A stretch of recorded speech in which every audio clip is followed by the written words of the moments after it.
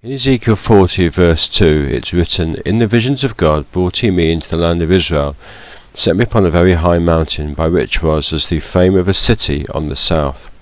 So in this verse we see the temple of Ezekiel's prophecy introduced. It's a prophecy which takes up several chapters at the end of the book of Ezekiel. Henry Sully, in his book The Temple of Ezekiel's Prophecy, provides a logical and reasonable architectural interpretation of this vision.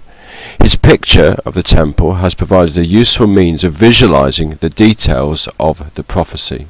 A key element of this interpretation is the circular feature lying within a square frame. Henry Sully provides a detailed justification for this in his book. Once the assumption of the circular feature is made, then many of the details of Ezekiel's temple can be made to fit with this design. However, this design seems to be at odds with the rectangular designs of the tabernacle and Solomon's temple. But in this video we will show that the overall design of a circle within a square can indeed be derived from the temple of Solomon, or more accurately, a feature within Solomon's temple, namely the Molten Sea. In Solomon's temple, a molten sea was provided for the priest to obtain water to wash, with 10 lavers being used for the cleansing of sacrifices. As we read in 2 Chronicles 4 verse 6, he made also 10 lavers, and put 5 on the right hand and 5 on the left, to wash in them. Such things as they washed for the burnt offering, they washed in them. But the sea was for the priests to wash in.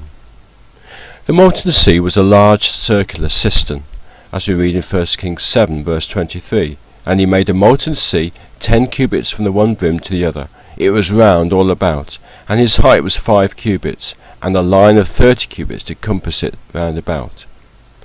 The molten sea generally contained 2,000 baths, or 16,000 gallons, but if necessary it could hold 3,000 baths. As shown in the model, the sea may have had a bulge in order to accommodate this volume. The molten sea was supported on oxen. It stood upon 12 oxen, 3 looking toward the north, and 3 looking toward the west, and 3 looking toward the south, and 3 looking toward the east, and the sea was set above upon them, and all their hinder parts were inward, as we read in 1 Kings 7 verse 25. The size of the oxen in comparison to the sea is not revealed, but a possible configuration is shown in the model. The sea also had knops around the side and carvings of lilies on the brim. These are not shown on the model. The knops were apparently in the form of the heads of oxen.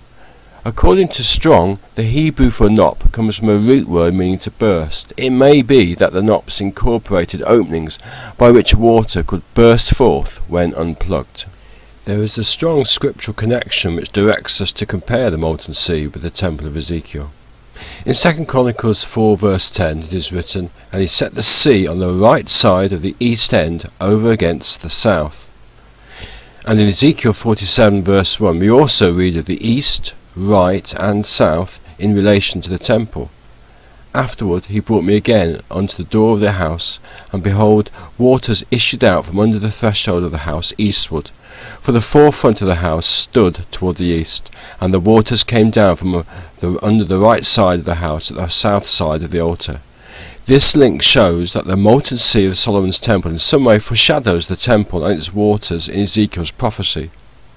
But before considering in detail the molten sea in relation to the design of the temple, we need to note the emphasis given to water in relation to the temple which will be built in the kingdom. In addition to Ezekiel 47, there are several other passages which speak of the water supply which comes from the temple in the kingdom. The psalmist wrote, "There is a river, the streams whereof shall make glad the city of God, the holy place of the tabernacles of the Most High." In Joel we read, "And all the rivers of Judah shall flow with waters, and the fountain shall come forth of the house of Yahweh, and shall water the valley of Shittim." And in Zechariah we read, "And it shall be in that day that living waters shall go out from Jerusalem, half of them toward the former sea, and half of them toward the hinder sea. In summer and in winter shall it be." Henry Sully headed the section in his book about the fountain and the rivers of the temple, "Water everywhere." This phrase accurately summarizes the extent to which water is a dominating feature of Ezekiel's temple, both above and below ground. Water everywhere is a phrase which also aptly describes the Molten Sea. There has apparently been little written previously by Christadelphians with regard to the way in which the Molten Sea points forward to the kingdom. One person who did write about this was Eusebius, the daughter of Dr. Thomas. She wrote, "There, also in the outer court, the molten sea, with its brim wrought like the brim of a cup, with flowers of lilies, seeming to shadow the fountain of waters to issue forth from the sanctuary, with beds of lilies and sweet flowers environing its borders." We would suggest that, in addition to the comparison made by Eusebius, the molten sea points forward very specifically to the temple in the kingdom. The molten sea was a circle, but the positioning of 3 oxen at each point of the compass also provides the molten sea with 4 distinct sides onto which a square can be mapped. This arrangement reflects the encampment in the wilderness, as we read in Numbers 2. However, the specific use of the word 3 in relation to groups of things located north, east, south and west occurs elsewhere only in Ezekiel and Revelation, and in both cases it is associated with a city. In Ezekiel 48, the city called Yahweh is there is described. In verse 16 we see that the city is square. "And these shall be the measures thereof, the north side 4,500, and the south side 4,500, and on the east side 4,500, and the west side 4,500. Then later in the chapter the gates of the city are described. "And the gates of the city shall be after the names of the tribes of Israel, 3 gates northward, 1 gate of Reuben, 1 gate of Judah, 1 gate of Levi. And at the east side 4,500, and 3 gates, and 1 gate of Joseph, 1 gate of Benjamin, 1 gate of Dan. And at the south side 4,500 measures, and 3 gates, 1 gate of Simeon, 1 gate of Issachar, 1 gate of Zebulun. At the west side 4,500 with their 3 gates, 1 gate of Gad, 1 gate of Asher, 1 gate of Naphtali." So, on each side of the square there were 3 gates. The city in Ezekiel 48 is an actual city which will be located in Israel to the south of the temple. In Revelation 21, the symbolic city is described with a similar arrangement of gates.